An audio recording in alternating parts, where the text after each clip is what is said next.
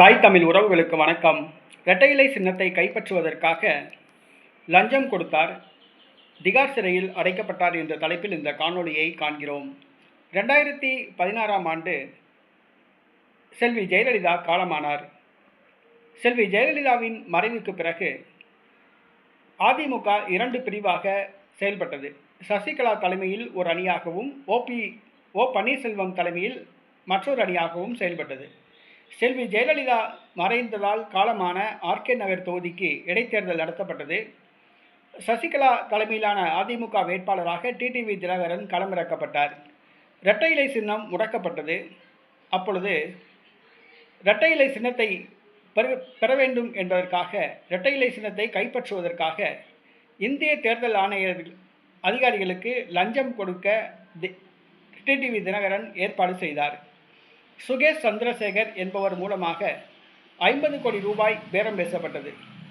50 கோடி ரூபாய் கொடுத்தால் இரட்டை இலை சின்னத்தை சசிகலா அணிக்கு பெற்றுத் தருவதாக சுகேஷ் சந்திரசேகர் வாக்குறுதி அளித்தார்.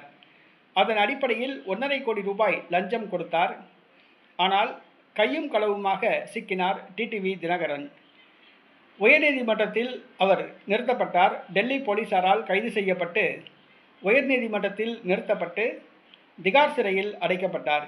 ஏறத்தாழ 45 நாள் சிறைவாசத்துக்கு பிறகு டிடிவி தினகரன் ஜாமீனில் வெளியே வந்தார்.